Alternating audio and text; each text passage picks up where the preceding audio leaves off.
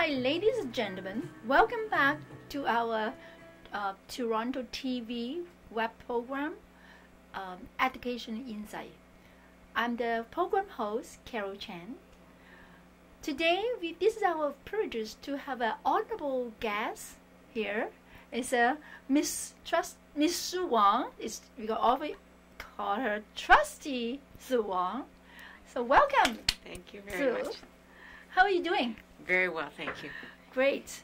You were elected at the current term. It's 2006, right? That's right. That's right. You mind I ask you how? Why did you run the campaign? This is the second time I'm a school trustee. Oh. I was a trustee back in 1994 to 1997 in downtown Toronto. Mm-hmm. So this is the second time around in this post-amalgamated city, much bigger than what we was before. I am a strong supporter of public education. I certainly see that the role of the school board and the school trustee have a huge impact in terms of delivering programs and services and providing leadership. Great. Okay. Mm-hmm. The role of the trustee is very clear under the Education Act, that you're responsible for the public policy, the program direction, but also the budget for the board. Okay, you know, it's like anything else, budgets always drive some of the issues. However, you also have vision and leadership.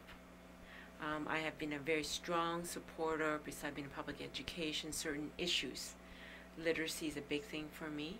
We know literacy is the first indication for student success, so I have championed that issue during my entire campaign. I also support the issue of character education. Now it's becoming mandatory from the province. And for your viewers, the issue about character education deals specifically with how do you promote well-rounded student, not just about the academic, which we hear a lot about. What makes a whole student, meaning that the students that will have respect for others, tolerance, understanding, and have good character, positive ethical behavior and conduct in real life, because we are promoting and preparing the future employee, a future employer for this world. Yeah. This is a very technical world. They need to have ethical standards and ethical beliefs. Wonderful. So you have a vision for Big vision, the new yes. generation. Yeah. Great. I'm really proud of you. Actually, you just said that as a role of trustee is a wonderful kind of, commitment and responsibilities. So do you have a regular kind of activity? Do you have any regular subcommittee you have to participate? Yeah. The board regulations requires every trustee to participate in one standing committee. Okay. So at the Toronto District School Board, we have 4 standing committee. One of them, like for instance, finance, human resources, facility, and then the other one's called programs. So anything under programs, from ESL to continuing education, all this are going under certain. So each department within the Toronto District School Board goes under one of these standing committee. And within these standing committee, we have also subcommittee. Yeah. Okay, so there are a lot of subcommittees going around. So which committee? I've been sitting on. I sit on the facility committee that's responsible for all the billing for the school board. Oh. I also sit on the audit committee. I chair the audit committee for the board. I also sit on one of the trustee rep for the parents committee. That's another subcommittee of the board. There's the other committee that we always had this committee. It's called planning and priority. This is a committee that vets the agenda for the board, puts some priority, what's going to be moving forward, that kind of stuff. I also sit on that. And then there's other ones that we just recently created. Last fall, I move a motion to ask for establishment of a health committee. Oh, wonderful. Okay. Yeah. My background's in healthcare. Yeah. So for me, and so health and education go hand in hand. We know for a fact that people who are healthy tend to have a higher education. So we have many health issues brought into our school. Yeah, I heard there's another school board they promote is mental health. Yeah, not absolutely. physically. Yeah, because they by emotional. Well, mentally. What the data show, that's why it's really disconcerting for the viewer, is the fact that the data show, depending on what data you're reading, 1 to 9, 1 to 10 kids in our school with mental health problem. Okay, the aggression, the behavioral problem, those are related to mental health. See, so everybody right now understand more about your job description expectation. It's a wonderful workload. It's heavy. It's tough. It's a heavy workload Do for you a mind part-time ask you? trustee. Yeah, that's why I asked Being that. a part-time trustee. Do you Okay. mind to share with us the salary base? Gee, Any it's- benefits? No benefits. I'm going to tell you right now. No benefits? No benefits. Okay. Under Oh. the regulation, there's no benefit. We have part-time trustees because we are the largest school board. The honorarium, the remuneration for our board is a little bit larger than other school board. It's about $35,000 plus $35,000 a year. Okay. Uh-huh. Plus expenses, we can incur expenses. We can also have a constituency. Okay, I have a constituency assistant. Okay, again, she's even more part-time than me. Wow. She gets up to $18,000, which is very little. Okay, most part-time jobs are $20,000 to $30,000. She only gets 18. Okay, for all the calls, all the emails I read. I mean, on average, I get about 100 to 200 emails a day. I Okay? know. And on top of the phone calls. 24-hour Okay. work. Okay, and the expectations are there. Okay, when parents have issues with the child and the learning, they have to call somebody. This is an elected position. People expect you to be saying things and supporting the kids. Yeah, do you mind? I just heard, from the news that there's a Yeah. kind of bad impact from some of the trustees. They have financial kind of Problem. Yeah. problems. Yeah. And they have overused the kind of a limitation Yeah. of allowance. Well, I look at two things, okay? Mhm. If they overuse allowance and better the children, that's a different issue, okay? If you're overusing your allowance to better yourself as a trustee, that's a different issue, okay? What we heard in the recent news is overusing the budget, the taxpayers' dollar for that particular trustee's personal use, okay? I will not apologize to overuse my budget to support my kids, okay? Because I think it's very important. People need to understand, what are you talking about? Yeah. Okay, that are we using our budget wisely? I have spent much of my budget dollar dealing with literacy. This is a role model. Absolutely. On the system. Absolutely, you have to be there. What are you there to support? The students of tomorrow, of today, the adults of tomorrow. Are you here to support the student, and what are you doing for the students? Yeah. So that's a very important. But I just wonder, can you share about the current issues? I know Oh, you're we have lots too of current busy, issues. so many issues. We have lots of issues at the school board. First and foremost, I'm very, very pleased. Last month, our board just enhanced our ESL funding and program. Okay, for the last 10 years, the Toronto District School Board has used about 50% of the money that's been allocated from the province. The province every year gives a set amount of money for ESL. But our staff and the trustee, before I came on board, have used that money for other things, such as water, hydro, heat, that kind of stuff, okay? They have not spent exclusively for ESL students. So I was able to lobby, advocate with my own other 21 trustee, get majority of them to support more ESL teacher for this coming school year. So in coming school year, we're looking at another 55 high school ESL teacher just for high school, and another 85 for elementary. The reason why we have 85 elementary is the fact that last year we have about 53% of our elementary school students didn't get any ESL support. Oh my That's goodness. over 50% of ESL students who got funding from the province didn't get the teaching. Okay, that's not acceptable.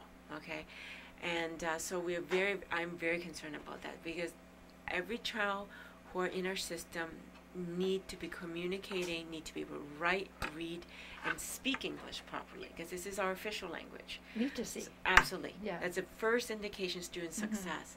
The other big thing that the board is very, very concerned about is the fact that we have a decline in student enrollment. Okay, right now at the Toronto District School Board, we're losing 2% on an elementary school. And I say elementary is JK to grade 8 of the student population, because the population is growing old. Yeah. We have people gray power, the gray power. is not as critical as in elementary. The high school is kind of stable, 0.1% decrease. That's not very significant. So that's a big concern. We also have a big concern right now is that we almost have 100 empty school buildings. Oh. Okay, because For we the have whole area. For the whole Olive City. Okay, Yeah. so about 100 empty buildings in the city. And so we have concerns about that because what are you going to do with these buildings? You can't just go and sell it off because the Education Act restrict how you dispose those property. This is public property. So there's a regulation what you must go through before you can dispose those property. Okay, there's also a third issue, and It's a waste. Well, it's not a waste. It's the fact that this is public space, and you need to make sure you manage it well and making sure you're protecting public interests. Yeah. Okay, and then you've heard recently about the black school. Yeah. Okay, I think a lot of what can people I say? interest. What can I say? I have been public about this. I did not support it. I will continue not to support it. I think that we have a very good public education, as you know, and our data shows that. Okay, I'm proud. Many of the students in the last couple of years, the top students for the last couple of years, the last 10 years, I could say, have always been coming from the public school board. All right, so we have private school in the system too. They're not successful compared to our schools. Okay, so we are very concerned about the fact that this particular proposal that got the first hurdle, meaning that the director is coming back to a report to the board in May on the feasibility. Will it move forward, or will the whole project be closed down? Okay, so how feasible is this creation of this black school? All right, so that's only what the board has given the director to do. So until that votes come in May, if your viewers are watching this program, if they don't support the black school, or if they do support the black school, they need to speak out. They need to talk. Great impact for the community. Absolutely, Oh, so because it's gone national, exactly. and not just national. You know what, Carol? I found out CNN was picking it up, so it's gone international. Okay, Exactly. so we've become such a galvanized community discussion. Oh. How is the largest school board in Canada, one of the largest school board in North America, is developing a program or a school based on race? It's a big issue, like affecting the whole thing. Become kind of a social problem. Yeah, It creates yeah. a lot of It conflict. creates a lot of equity issue. Equity, Okay, yeah. because we have such a multicultural community. Yeah. Okay, one could argue, well, why don't we have a South Asian school? Yeah. Okay, why don't we have Afghan school? Why don't we have a Chinese school? Exactly. Okay, because we do have students who are not successful. I have a lot of Portuguese students having difficulty. Not that the parents don't want us to help the kids, we certainly will, but not based on race. So how about the school violence? And Oh, every issue? violence. I mean, last fall when the Falkland report, Mhm. just want to make sure you viewer understand. The Falkland report came out last fall. Is not the school board report. It's the director. Oh. Okay, this is as a result of the shooting death in C.W. Jeffrey School. The director decided to commission this report. Now here is the challenge. There were 126 recommendations to the board. What are we going to do with it? A big proportion of these recommendations involves a lot of money. Okay, from cameras, they're asking for dogs, they're asking for this and that. Okay, but the key piece here is that there's no question, if your student is not safe in a school, they cannot learn. But also, this also can be said, if your school is not safe, teacher have a right to say, I don't want to teach here. Okay, because at the end of the day, under the legislation, the board as an employee have to make sure every employee is safe. Okay, so we need to make sure the school is a reflection of the community. Okay, you see the crime out there, you see the violence out there.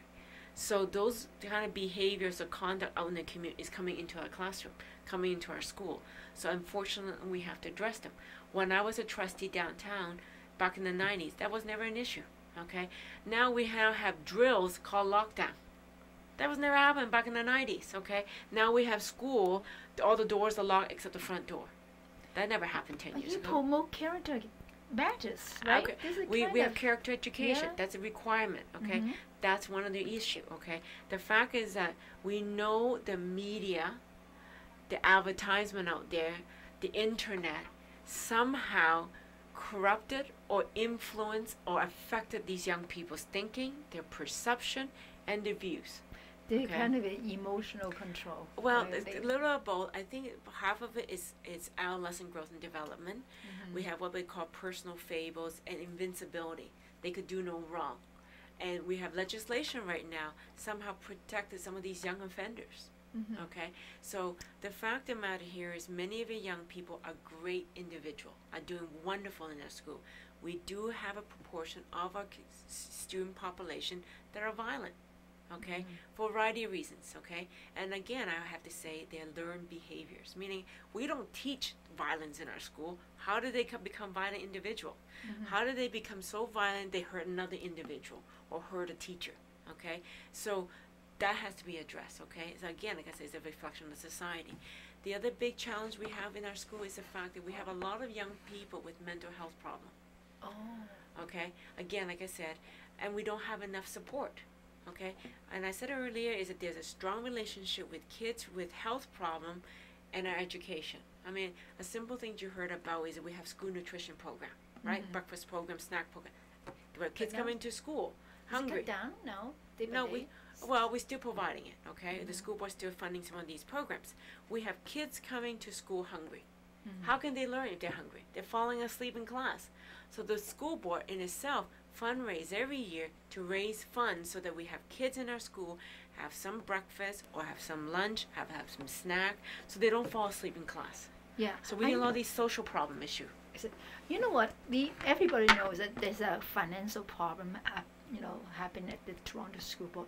But on the other hand, I really admire your school board working really well. Is that you provide a variety of excellent programs, such as ESL, such as international language, and also the preschool education, like the EKSK program. Yeah. Can you share your updates about this kind of things? I want to correct two things first, okay? Yeah. The ESL program is mandated by the province, okay? So the funding from ESL is based on how many students you have in your schools that are not born in Canada or who comes from a country that doesn't speak English, okay? So that's funding from the province. That's very different.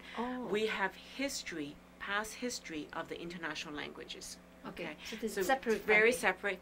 It's still funded by the province, okay, that we have committed to continuing. So no matter the bankruptcy, still they have the right to. Well, the fact is we have a policy right now that if you have 15 kids or 15 parents wants to have an international language program, they can start a class.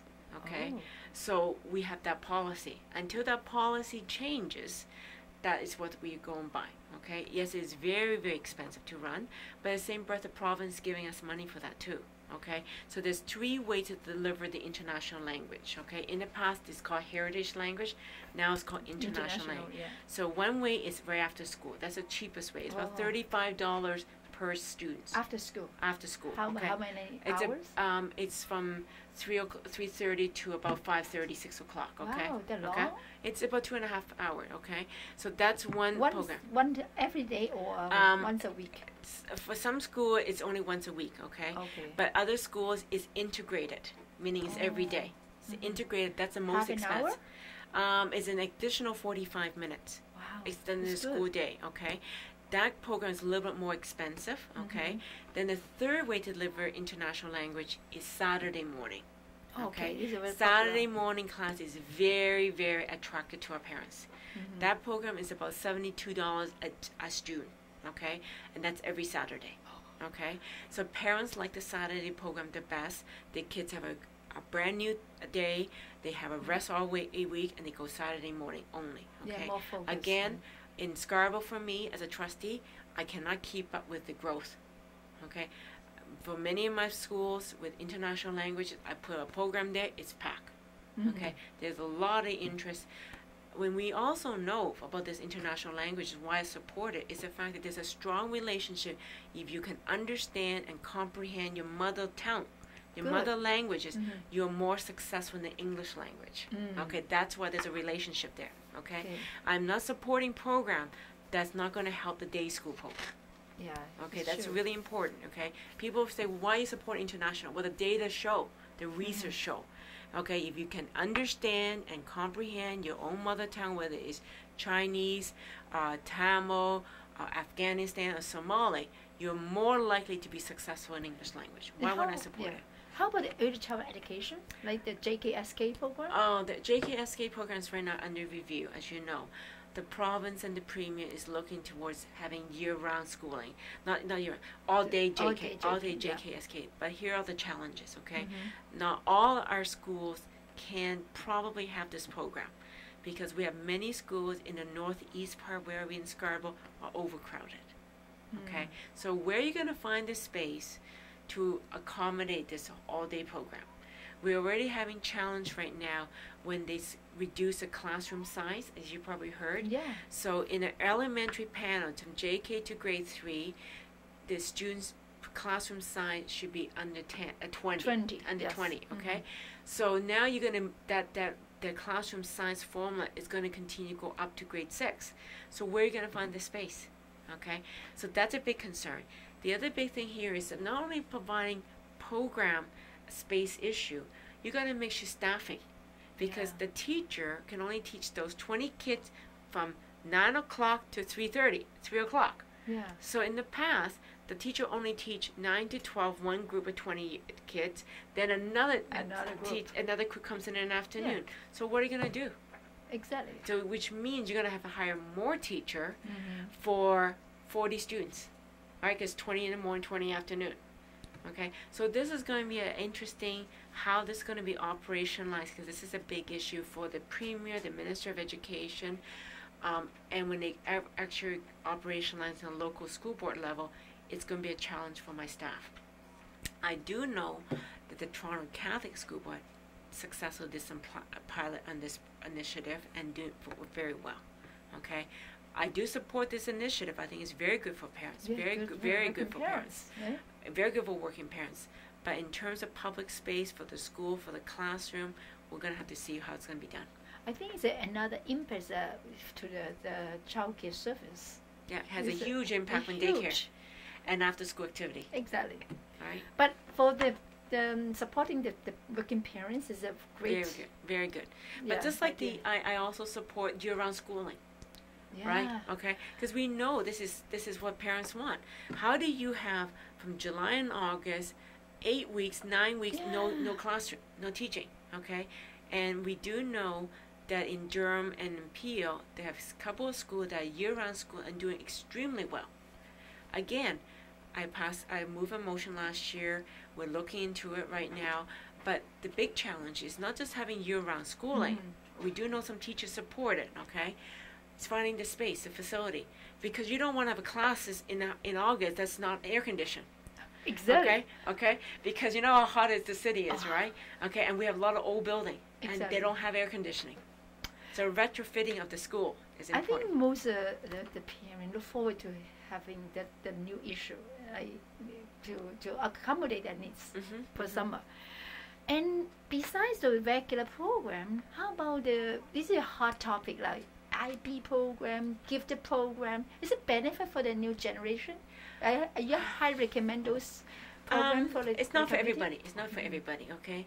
IB program, it stands for International Baccalaureate Program, is recognized at the university level, okay? Is it recognized internationally?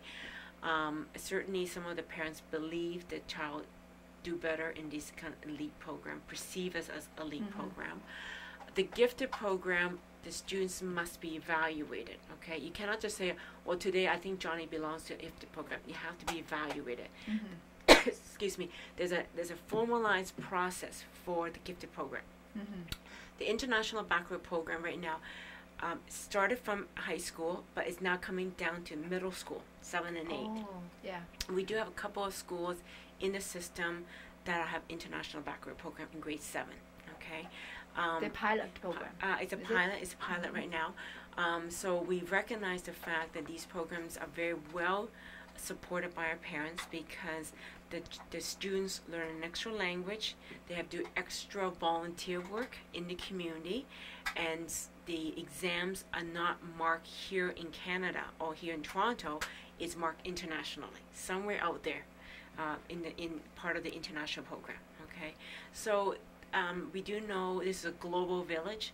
Many of our students will love to travel, and this is another piece of paper some of our students value. Yeah, you know, it's a very popular, like the parents would like to rate or recognize those schools for the ranking. Yeah, ranking. For instance, I have a document like a media advisory, Yes. annual award for excellence Yes, for yes. those schools. Yeah. Once it's announced and promote, you know, those parents that they Yeah. move their house to those areas. I had that experience. Yeah. So, what is the point of view for encourage parents how to deal with this?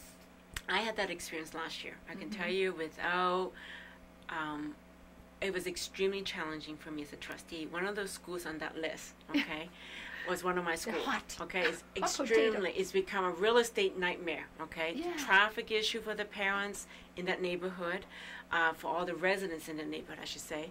But the other big issue is the fact that there's a perception these elite program in that school. We have many wonderful schools in the system, not just those listed in the Fraser Institute. And the results of that Fraser Institute results came from the EQAO testing, okay? Driven by the testing, this is what they spill out. My argument is that we have many wonderful public schools, and what makes a great school, not just the result of the EQAO, what are the commitment, the leadership of the principal, what kind of extracurricular activity that school has, or what kind of school council people, the parents' involvement, okay, so you can see that piece, and what kind of programming, because every school has different kind of way to deliver the program, okay. So, for instance, I have many schools with many wonderful extracurricular stuff. I have a wonderful program at my school. The entire school is into knitting. Yeah. From a 4-year-old to a 6-year-old in grade 6 doing knitting. Okay? So it's another way to deal with, give it back to the community, and now mobilize the community to donate yarns and wool, the knitting needles, the whole 9 yards. Okay? And so the entire school do different project about knitting. Okay? And this has been going on for absolutely wonderful. And we have other programs that do after 4 programs where it's dealing with play, but interactive, healthy play. Okay, and so they have extra sports and extra support and extra community supporting them. Okay, but is it the impact? Is it based on the background, the community? Is it, for instance, the certain areas? I don't want to classify the, you know. Yeah. But the outcome is different. For instance, EQAO. They perceive certain school is an elite school, and every parent wants to be in that school. When in fact, the Toronto District School Board have almost 600 schools, and some schools have more higher resource emphasis on certain things. Like we do have some schools that are elite arts and music programs, as you know. Okay, we also have some very elite sports program. Yeah. Okay, we have certain schools have known for theater. All right, so I would not say one school is better than the others. I certainly know that you're looking for comprehensive delivery. So as a trustee, how to balance the kind of expectation and outcome of the parents' outcome? Yeah. I always say to parents, when you are planning to enroll your young child to the school, make an effort to interview the principal, ask him or her, what are your business plan for your school? Okay, what are your business plan for the current year and next year? I will also interview him or her and say, how active are your school council? That tells me how involved everybody else is, not just the principal. I will also look at what are some of the extracurricular activities available. All right, after school, before school, during lunch, that kind of stuff. I also will be looking for, if I have any challenge issue, what should I do? Okay, where do I get the help? Some schools have a child youth worker with settlement worker, and the social workers are very involved. They may have a public health nurse coming in from Toronto Public Health. So a variety of things coming in, okay? So, you know, you give different scenario, like interviewing the principal. Yeah, okay. Great. How often do you visit the schools? And how many schools under your caring? my area, I have 30 schools. I have 30 schools, okay? Oh my goodness. And I try to get out there as much as I can. I have to say. It's a part-time job. I know, it's very part-time. When I was a trustee full-time before, I used to visit my school at least once a week. Oh, yeah. I haven't been able to do that, okay? Because we have such a large budget, not just about the buildings we own, okay? The fact is, I mean, just to give you an example, one of the current issue right now is the swimming pool. Oh, Okay, yeah. we're the largest operator. We're the largest operator swimming pool in Canada. Oh. The Toronto District School Board. Yeah. Okay, we're not just running a school business called education. We run the largest largest pool operator in all of Canada. Mm-hmm. We have 84 pools. Okay, so that's what the big issue is: the fact that we have so many issues, and the expectations are great for the trustee because the first thing they would do is calling me. Yeah. Okay, when there's an issue in your child's school, the first thing you have to ask is that, have you spoken to your school principal? But how about your liaison with the partnership with the parents' council? Yeah. Or school council representatives? Well, we have a recognized parents committee, as I said to you. It's a recognized committee of the board. Mm-hmm. It's called the PIAC, Parents Involvement Advisory Committee. So they advise the board.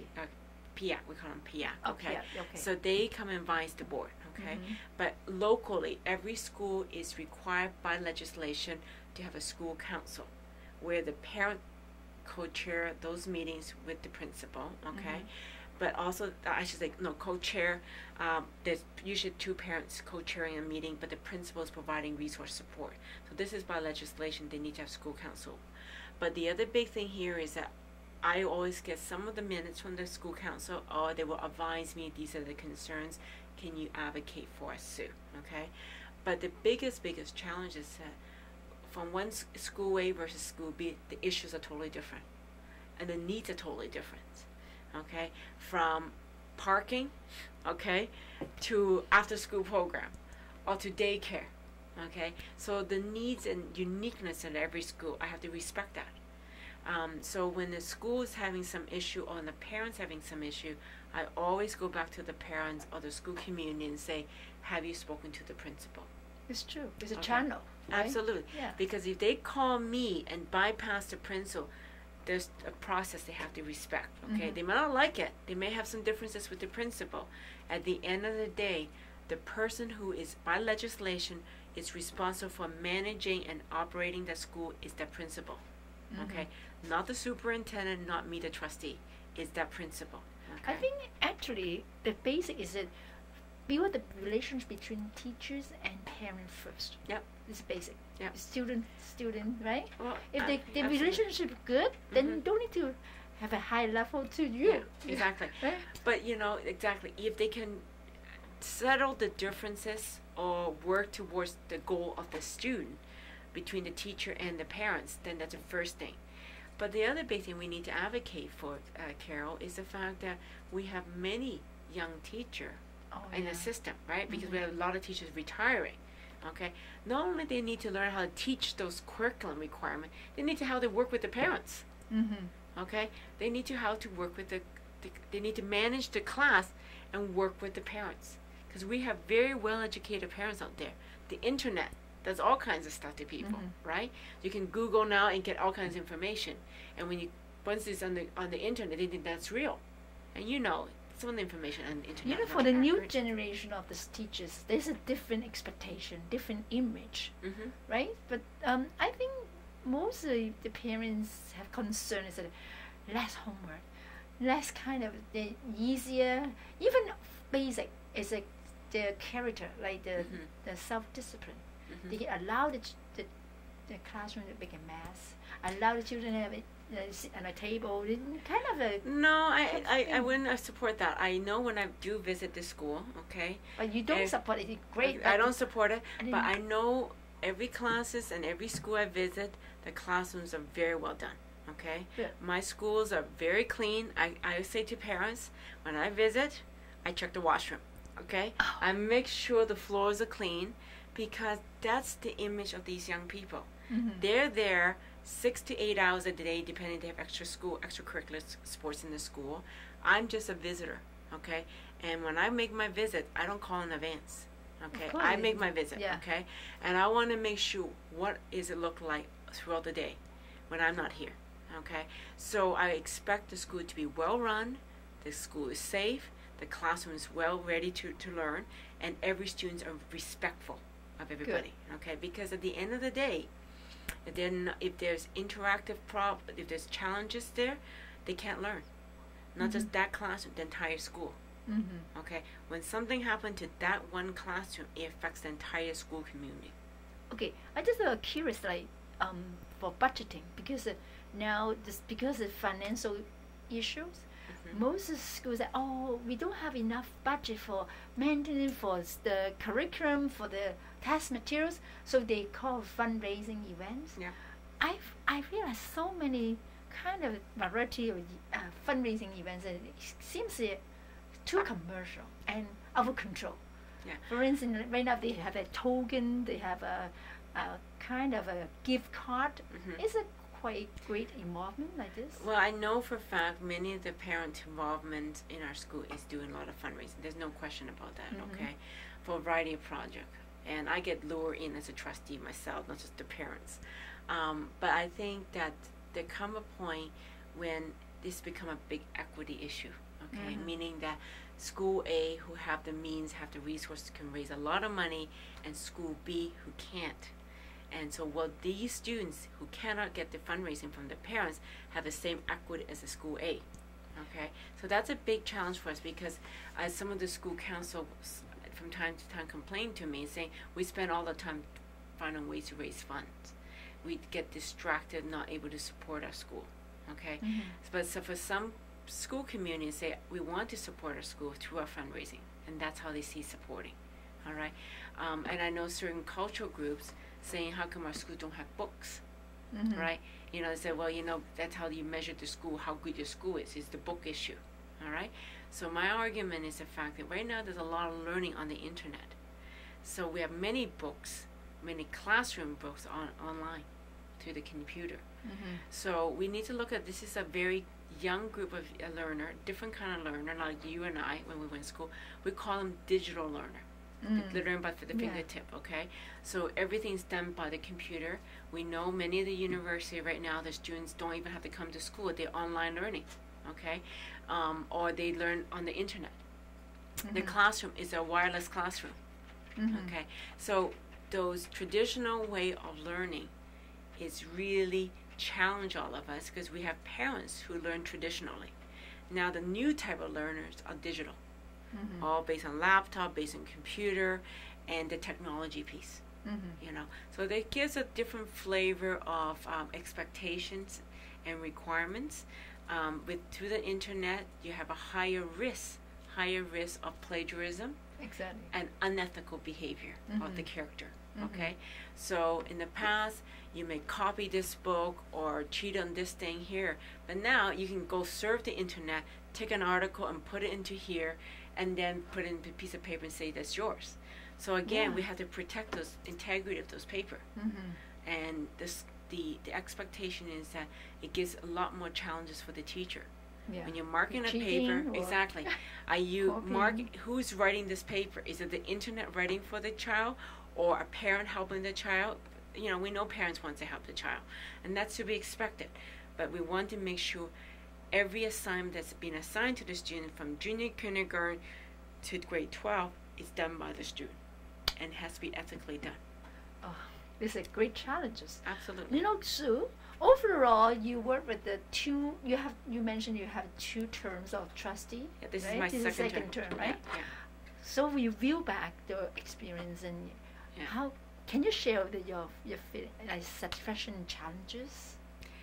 I think the way I look at the challenges, I find it as an opportunity to learn for both my constituents in Scarborough, for me as a trustee, as a public official.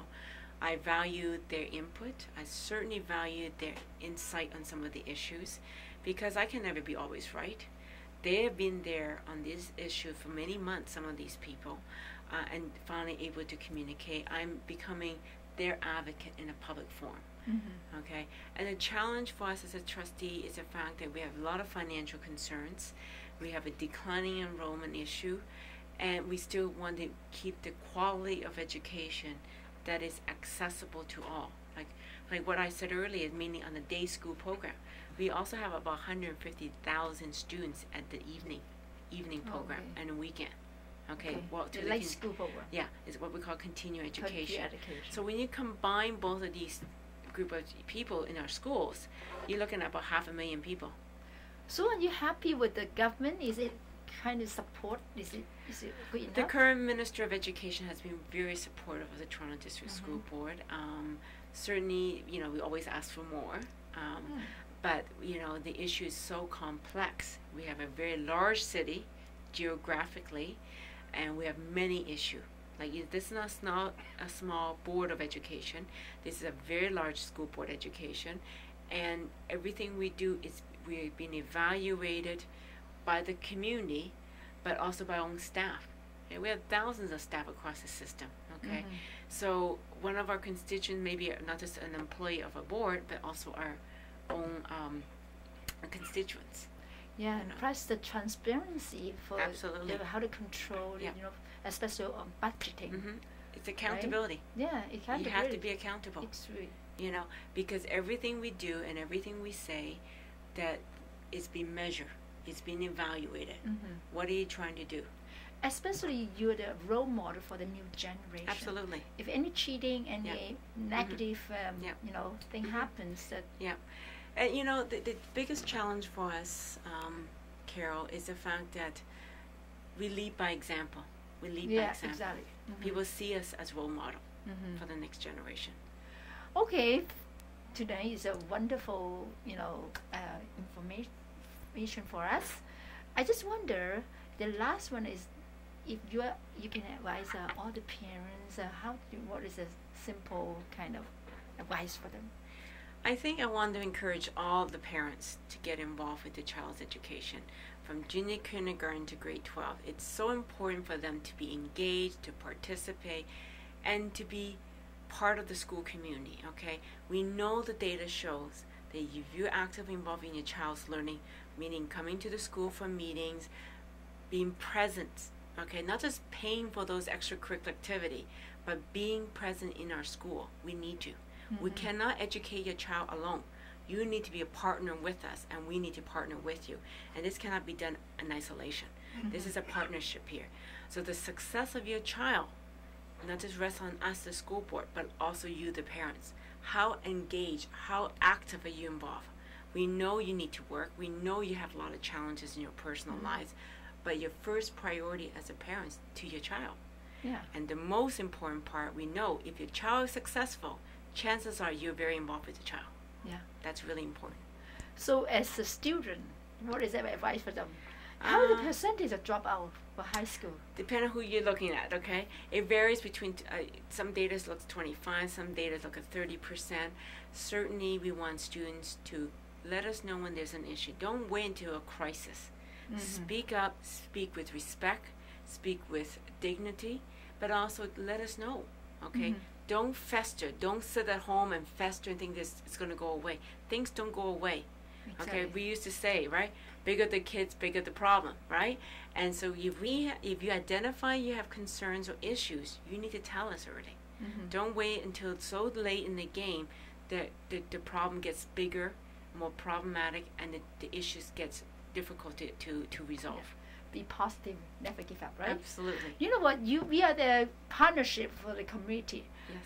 Do you mind to share how to reach you? Is how to reach me is easy. I'm on the Toronto District School Board website. It's my email address is Sue, is for SOO, then dot, and Wong, WONG, at TDSB, stands for Toronto District School Board, .on.ca, or you can go through the Toronto District School Board, so www.tdsb, Toronto District School Board, .on.ca. And that's one way to get a hold of me. Other way is through the phone. Right, some parents don't have an email, or the students. Some students actually write to me through the internet, which is wonderful. Phone is 416-397-3066. Okay, great. So thank you so much for your sharing and support. And okay, ladies and gentlemen, if you have any concern, any problem, you're welcome to call Sue or contact her. Thank you so much. Look forward to meeting you again next week. Thank you.